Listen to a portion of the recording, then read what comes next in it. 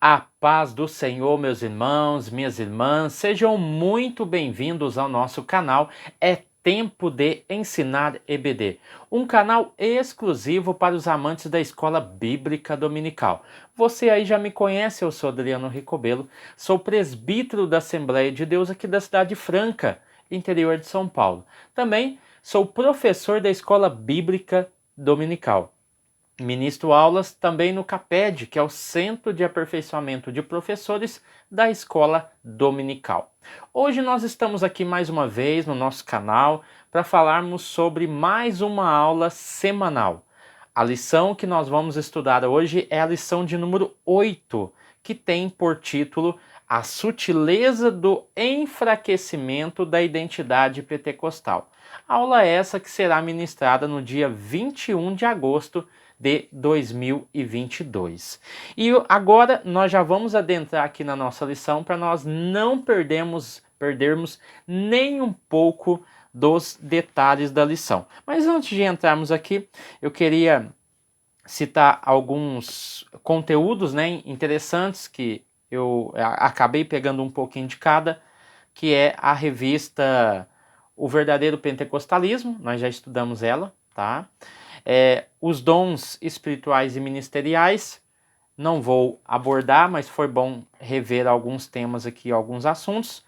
O livro do IBAD, Pentecostalismo, ok? Esse livro aqui é essencial e fundamental para entender algumas questões. E também do IBAD, que é a pneumatologia, tá? A doutrina sobre o Espírito Santo. São livros que eu ministrava, quando eu era professor do IBAD. Então, você que já passou pelo IBAD, tem os livros aí, pode ir lá na estante pegar eles, que tem conteúdo muito bom lá para você aplicar aqui, tá bom? Em alguns pontos. Vamos lá. O texto áudio vai dizer assim, ó: e todos foram cheios do Espírito Santo, ou seja, há uma dimensão, e começaram a falar em outras línguas, conforme o Espírito Santo lhes concedia que falasse. Atos capítulo 2, versículo 4. Então nós temos três momentos importantes.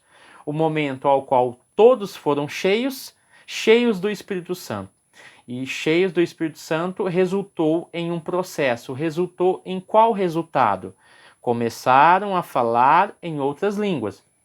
Mas essas línguas eram línguas aleatórias? Não.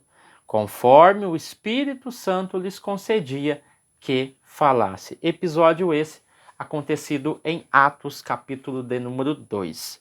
A verdade prática vai dizer que a doutrina do batismo no Espírito Santo e o falar em línguas como sua evidência são um distintivo pentecostal mantido pela nossa igreja. Então, a maioria das igrejas pentecostais adotam a crença no batismo com o Espírito Santo, ou batismo no Espírito Santo, ok? Ele vai usar novamente aqui Atos capítulo 2, do 1 ao 4, e 1 Coríntios capítulo 12, do 7 ao 12, fazendo uma correlação. Porque como nós pentecostais acreditamos no batismo como a língua, o falar em línguas como a evidência externa desse batismo, e como o batismo dentro do movimento pentecostal é a porta de entrada para vida, serviço e dons, ele faz a associação entre Atos 2 e 1 Coríntios capítulo 12, e aqui eu queria só destacar algumas palavras. E cumprindo-se o dia de Pentecostes, nesse momento em que se cumpre, algo acontece de repente. No versículo 3, esse de repente foi visto, então não foi algo que veio, passou e foi embora, não, e foram vistas. E o versículo 4, e todos foram cheios, Então são 4 palavrinhas bem interessantes que vão definir cada um dos acontecimentos que aconteceu aqui, tá? 1 Coríntios capítulo 12 vai falar sobre a manifestação do Espírito. Então ele se manifesta de que forma? Dado a cada um. A manifestação do Espírito é dada a cada um para o que for útil. Aí tem aqui a palavra da sabedoria, da ciência, dons de curar, operação de maravilhas, profecias, tem também dons de discernir espírito, a variedade de línguas. Aí quanto o versículo 7 abre, o versículo 11 fecha. O versículo 11 vai dizer, mas um só e o mesmo Espírito opera todas essas coisas, repartindo particularmente a cada um como quer. No versículo 11, ele reparte a cada um como ele quer, o Espírito Santo. E no versículo 7, ele reparte para o que for útil, ou seja, ele dá o dom a cada um para o que for útil, mas ele dá a quem ele quer, ok? Então vamos lá, vamos para a nossa introdução. Dentro da nossa introdução, vamos tentar dar o máximo de informação aqui para os irmãos terem uma base para domingo. Então vamos lá. Contudo, o nosso enfoque será mostrar que algumas sutilezas do erro têm aparecido no meio do movimento pentecostal, né? Porque algumas questões estão em voga, tais como a negação da atualidade dos dons, cessacionismo, né? A negação da doutrina do falar em outras línguas como evidência física do batismo no Espírito Santo. Alguns dizem que não precisa da evidência física externa do falar em línguas para dizer que a pessoa foi batizada com o Espírito Santo. Então, são questões que serão abordados aqui, ok? Então, vamos lá. Primeira coisa, o Pentecostes bíblico, o Espírito prometido. Aqui ele vai falar sobre o Antigo Testamento. Ele vai expor a ideia do Espírito Santo no Antigo Testamento. Aí ele vai falar aqui na questão da criação, de Bezalel, Gideão, ou seja, ele resume da seguinte forma: de uma forma mais específica, o Espírito de Deus sobre o Antigo Pacto atuava sobre a vida de pessoas escolhidas para as obras especiais, tais elas sacerdotes, reis, profetas, né? E ele vai citar aqui também que assim se observa uma ação mais restritiva do Espírito de Deus na antiga aliança. Ele falando dessa forma restritiva. Então vamos entender algumas questões aqui. Primeiramente, dentro da teologia pentecostal, tá bom? Eu estou falando dentro da teologia pentecostal, inclusive até esses livros que eu citei para os irmãos aqui, não podemos presumir que referências ao Espírito Santo no Antigo Testamento nos apontam para o Espírito Santo do Novo Testamento, ok? Porque dentro da exegese bíblica, os judeus não possuíam a ideia trinitária. Eles não tinham essa ideia no Antigo Testamento, mas surgiu através de Jesus e os apóstolos. Aí nós passamos a compreender a ideia trinitária.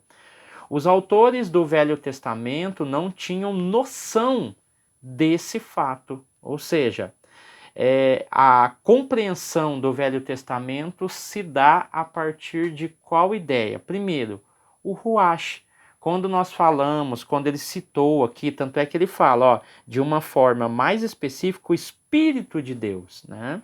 Então vamos lá, a questão da compreensão do Velho Testamento. A palavra Ruach, que é o que mais aparece no Velho Testamento, ela está ligada a fôlego, a vento, a brisa, sopro. Então nós vamos ver 4 definições. Primeiro, o sopro de Deus, a mente, coração e a presença de Deus. Isso tudo está ligado ao Ruach, tá? Que é as 4 definições que nós vemos no Antigo Testamento. Então, o espírito humano também é representado como vento.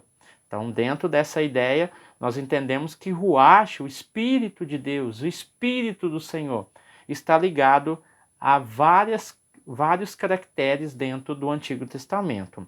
Então vamos ver que as atividades do Espírito Santo no Antigo Testamento, ele se dá por pequenas inserções que nos dá a ideia, talvez no contexto ali da pluralidade ou da forma como é apresentado, de que ali dentro do Velho Testamento é o Espírito Santo que atua, até porque nós já temos o Novo Testamento. Então nós, de uma certa forma, através da exegese, nós conseguimos identificar alguns pontos que podem nos indicar que o Espírito Santo, como pessoa, como pessoalidade, está agindo ali. Eu queria destacar aqui a questão da criação, Gênesis capítulo 1, versículo 2, que diz que o Espírito de Deus pairava, ou seja, voando de maneira vagarosamente, né, que é o sopro de Deus, ele entra dentro desse lugar que é inerte, vazio, tá? Sobre o caos, que no caso Deus infunde, ou seja, Deus derrama esse líquido para dissolver. Por isso que a Bíblia diz que o Espírito de Deus pairava sobre a face das águas, né? Então é como se derramasse um líquido sobre algo para dissolver. Então aqui é o Ruach, tá bom? Algumas traduções medievais trazem, e eles até mudaram, na verdade, para incubar, ou seja, o Espírito do Senhor incubava, nos dá a ideia de que o Espírito Santo incubando a criação inanimada como uma ave que incubava o ovo, né, fazendo brotar vida. Então, Ruach é o poder criador e vivificador de Deus. Então, o Espírito é a fonte de vida. Da vida o quê? Racional, sensitiva e vegetativa. 1 Samuel capítulo 10, versículo 6, nós temos um exemplo interessante. E se apoderará de ti e profetizarás com eles e serás transformado em outra pessoa, fazendo referência a Saul. Números 11 e 25, nós vemos o caso de Eldade e Medade, que está fora do arraial, e quando os 70 são cheios, ao qual Deus retira o espírito que está em Moisés e coloca nos 70, 2 estão do lado de fora, Eldade e Medade, e eles também são cheios do Espírito de Deus. E aí a Bíblia vai dizer que eles profetizavam e depois daquele dia nunca mais, ok? Então, entendendo esse contexto, depois é melhor os irmãos se aprofundar melhor, porque ele vai trazer a ideia do Antigo Testamento. E o autor aqui, ele foi muito feliz em abordar e colocar as palavras e especificar o Espírito de Deus, porque ele tem consciência de que não tem como especificar de maneira minuciosa dentro da teologia do Antigo Testamento o que é realmente ali o Espírito de Deus, porque ele tem várias vertentes, vento, brisa, sopro e também fôlego, tá? E o Espírito do homem também é o Ruach. Então você vai ver que dentro dessa ideia o autor foi muito feliz em especificar que é difícil distinguir a não ser por alguns pontos bem minuciosos, tanto esses dois quanto outros que você pode encontrar dentro da Bíblia, ok? Então, entendendo tudo isso, nós vamos ver que o Espírito dota os órgãos teocráticos com os dons necessários para cumprimento das funções, e é isso que acontece, né? Os dons artísticos, de profetizar no Velho Testamento, para que eles sejam cumpridos. Então, é por isso que eu li aqui que o Espírito dota os órgãos teocráticos com os dons necessários para o cumprimento das funções. Então, vamos lá. Subtópico de número 2. O subtópico de número 2 vai falar que o Espírito derramado. O Espírito derramado, ele vai citar, no caso aqui, Joel, que de forma profetizou a vinda do Espírito de uma forma copiosa. Então, cumprindo-se lá em Atos capítulo 2, no Pentecoste, observamos que o Espírito é derramado sobre toda a carne, sem distinção de sexo, raça e idade. Isso mostra a universalização da promessa de Deus. Todos os que creem e não apenas alguns escolhidos recebem a bênção do espírito, tá bom? Então vamos lá. Dentro dessa ideia, nós vamos ver que não somente os líderes religiosos, não somente os artesãos do Antigo Testamento, não somente os políticos militares da época, a que a Bíblia cita, não somente reis, juízes, profetas, sacerdotes receberiam essa graça do Espírito que se manifestava sobre a vida deles. Mas em Atos capítulo 2 vai se cumprir esse requisito para que todos venham receber o Espírito. Não podemos nos aprofundar muito porque nós estamos falando da identidade pentecostal, né? O enfraquecimento. Então, nós vamos aqui porque aqui o autor vai nos dar uma breve saudação sobre aquilo que nós entendemos como o derramamento. Então, ele linka Joel a Atos capítulo de número 2. Então tome muito cuidado quando forem abordar a lição, porque a lição, essa daqui, ela é perigosa no seguinte, ela pode te levar a vários viés. Então, dependendo do viés que você entrar, por mais que seja edificante, você vai sair da lição e você não vai conseguir atingir o objetivo, porque ela é realmente bem ampla, esse assunto, tá? Mas vamos entender que nós estamos falando da identidade pentecostal concernente ao seu enfraquecimento. Vamos lá. Dentro dessa questão, a continuidade, eu vou ler aqui uma anotação que eu fiz, a continuidade entre o ministério de Jesus no Espírito e a obra do Espírito Santo em Atos, ou seja, eu passo do singular para o plural, por isso que eu falei Antigo Testamento, Novo Testamento. Então, a continuidade entre o ministério de Jesus no Espírito, o Espírito do Senhor está sobre mim. E a obra do Espírito Santo em Atos, ou seja, eu saio do singular e vou para o plural, ou seja, singular, Jesus. O Espírito do Senhor está sobre mim.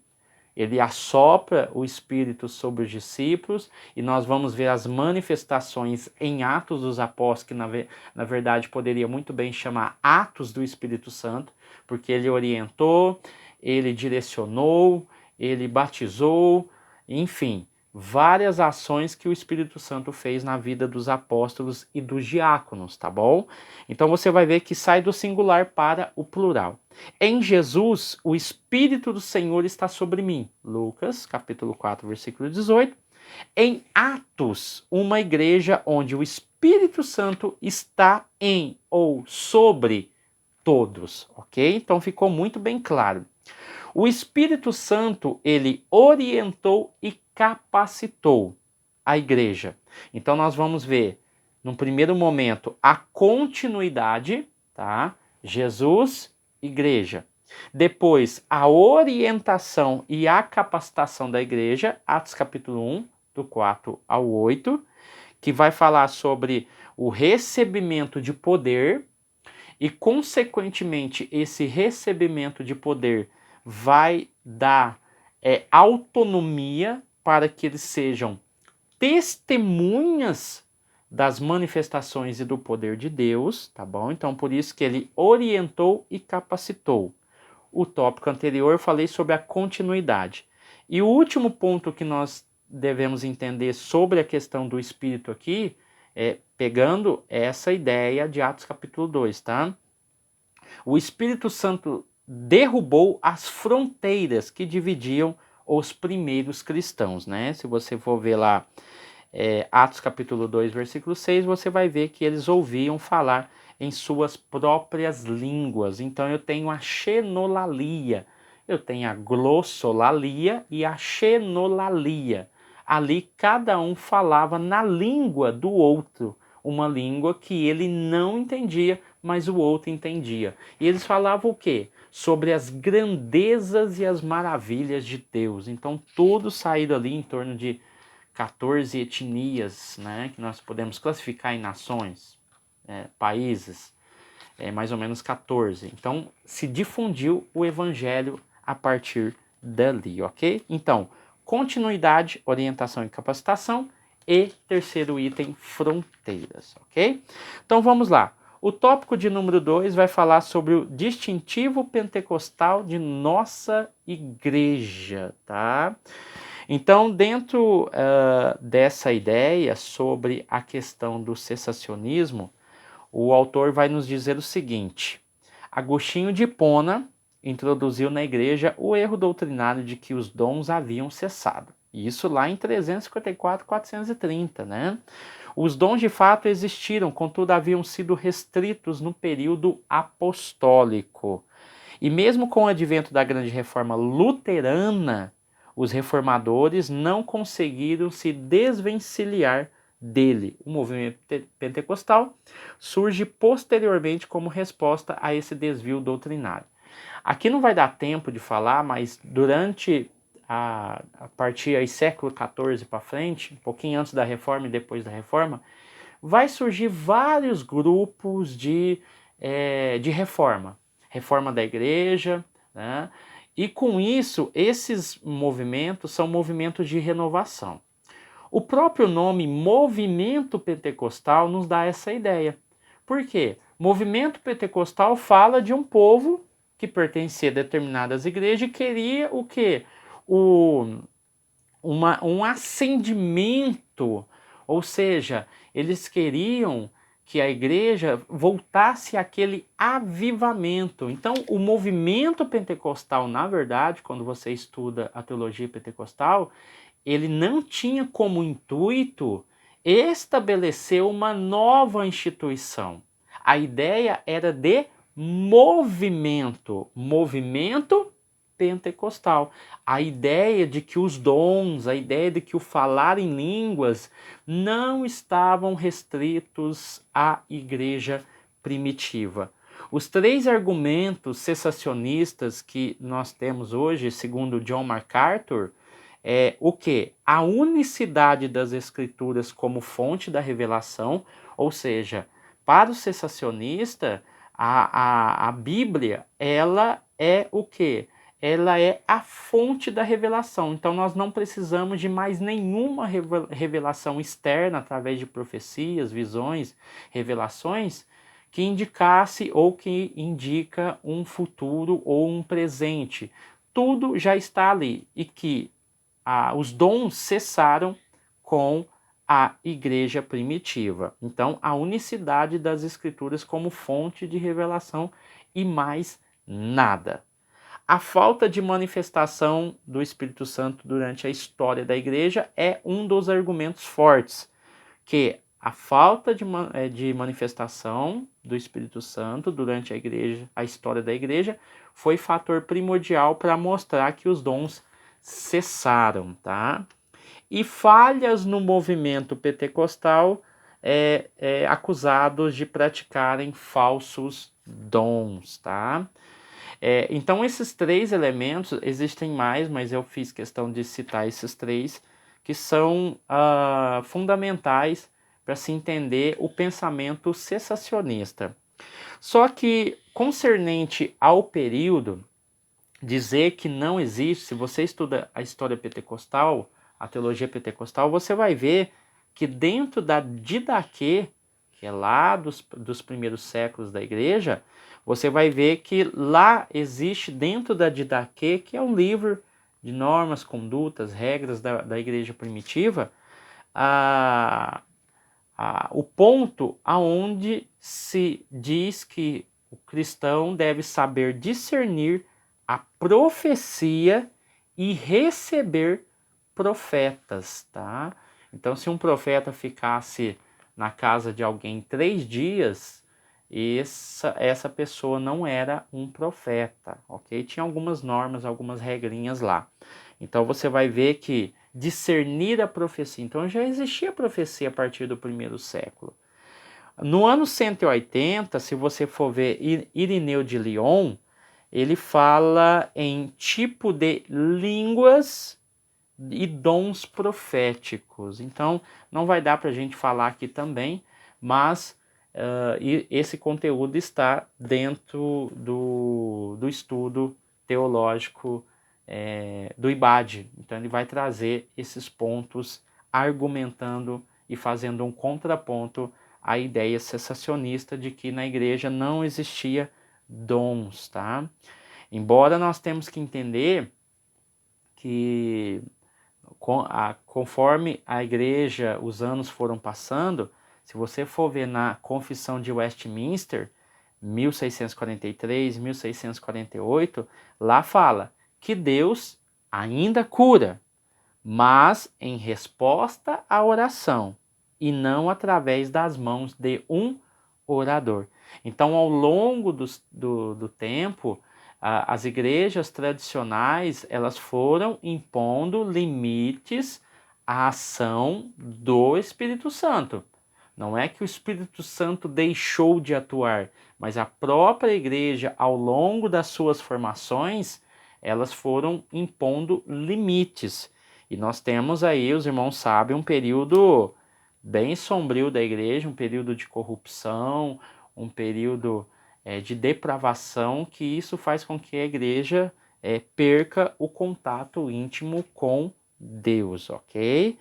Então nós vamos ver que os cessacionistas dizem que, por quê? Somente após o ano de 1900 começou a surgir esse movimento de cura divina, esse movimento de renovação de línguas, e 1200 anos atrás isso não ocorreu.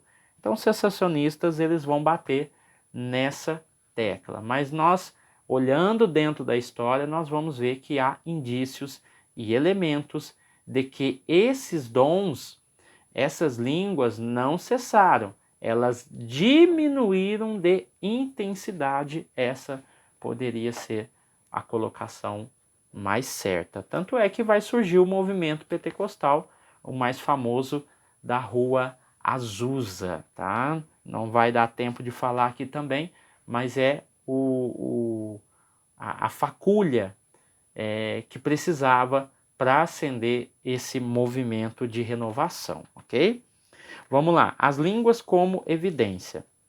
A declaração de fé das Assembleias de Deus vai afirmar que o batismo dos crentes no Antigo Testamento é testemunhado pelo sinal físico inicial de falar em outras línguas, conforme o Espírito de Deus lhes dá a capacidade de falar.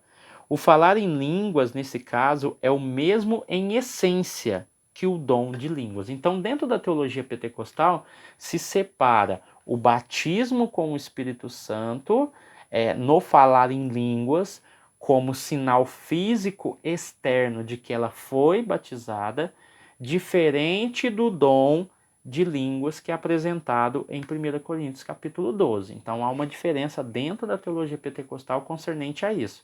O falar em línguas é a manifestação física externa de que essa pessoa foi batizada.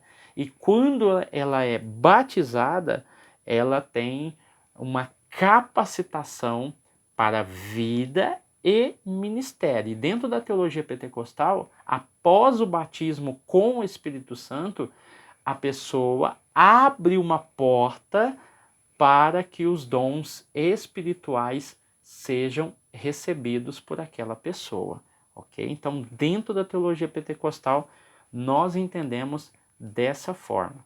Ah, mas os tradicionais não entendem. Eles têm a teologia deles. Eu sou assim, eu costumo respeitar muito, né? Eu respeito muito, porque como teólogo formado, na verdade, não é só de palavras, eu me formei em teologia.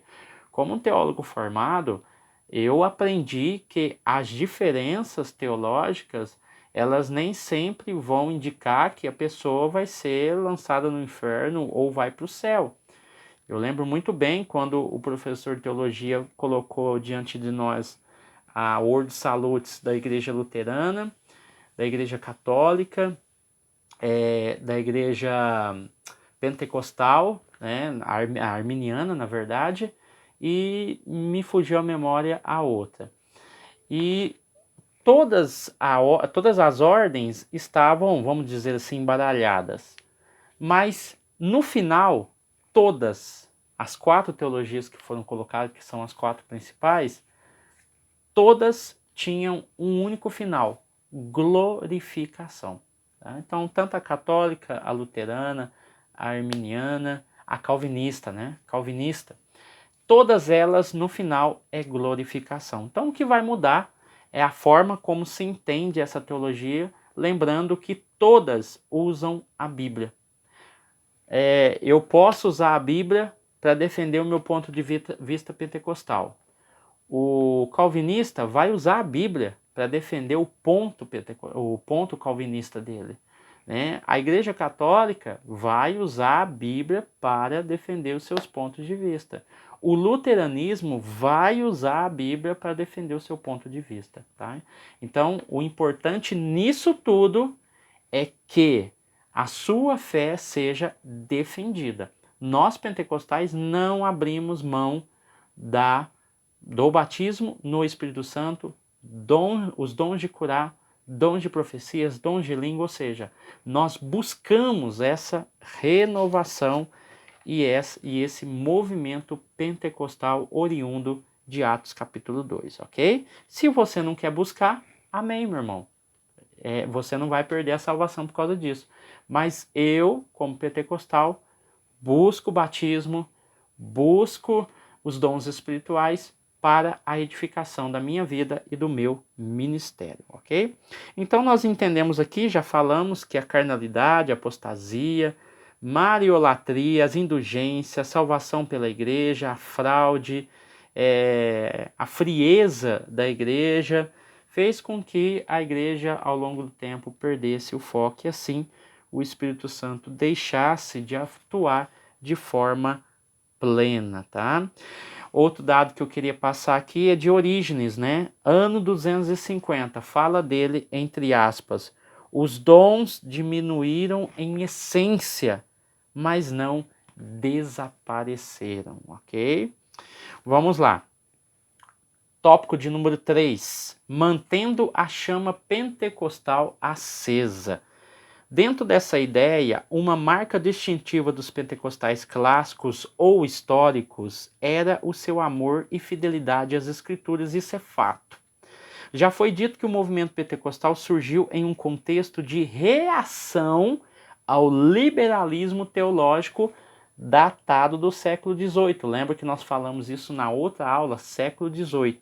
E nós estamos falando aqui, século XIX, 1900, um pouquinho antes também. Então nós vamos ver aqui que esse movimento pentecostal ele é baseado no quê? Num padrão quadruplo. Esse padrão quadruplo, ele está ligado à ideia do evangelho pleno. O evangelho pleno tem justamente essa ideia de padrão quadruplo. Quais são? Salvação, cura divina, batismo e volta de Cristo. Deixa eu repetir. Salvação, cura divina, batismo e volta de Cristo. Padrão quadruplo. Todas as igrejas pentecostais têm como objetivo, foco e missão esses 4 elementos. E por isso que nós chamamos de evangelho pleno, ok? Então aqui você vai ver que o pentecostal defende a inerrância, a infalibilidade das escrituras, a revelação plena, tá? A revelação geral, ou seja, são elementos e pontos da teologia pentecostal que nós defendemos. O importante salientar aqui que às vezes o pentecostal ele argumenta de que a igreja é muito fraca na teologia. Pelo contrário, a Assembleia de Deus e demais igrejas pentecostais, elas produzem muito boas obras de grande valor acadêmico. Os pentecostais hoje são o meio ao qual mais produzem literatura. Eu sei que tem literaturas católicas, literaturas liberais, que, assim, existe de montes. Mas a igreja pentecostal, o movimento pentecostal, também tem a sua teologia própria. E isso é muito bom para o firmamento, para a base que nós temos, enfim. Então, falar que hoje os pentecostais não têm teologia é uma grande mentira. E dizer que os pentecostais têm uma teologia fraca também é uma grande mentira, tá? Por quê? porque se estuda muito a teologia dos outros, se valoriza muito a teologia dos outros e se valoriza pouco.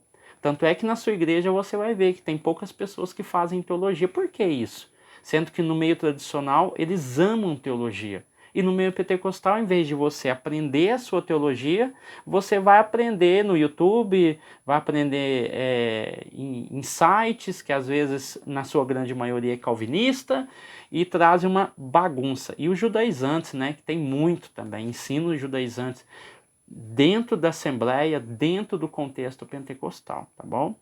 Então vamos lá.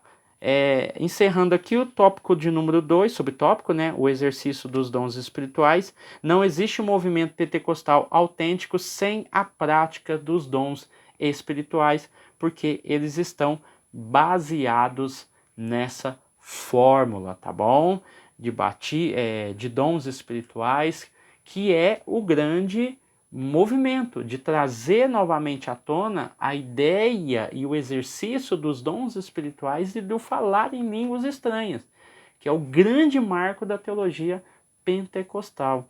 Tá? Nós já vimos falar de Daniel Berg, Gunnar Wingre, que são os grandes fundadores da Assembleia de Deus no Brasil, que eram suecos, vieram da Suécia, passaram pelos Estados Unidos, conheceram o movimento pentecostal através de Charles Parham, William Seymour, enfim, foi uma série de eventos até chegarem aqui no Brasil.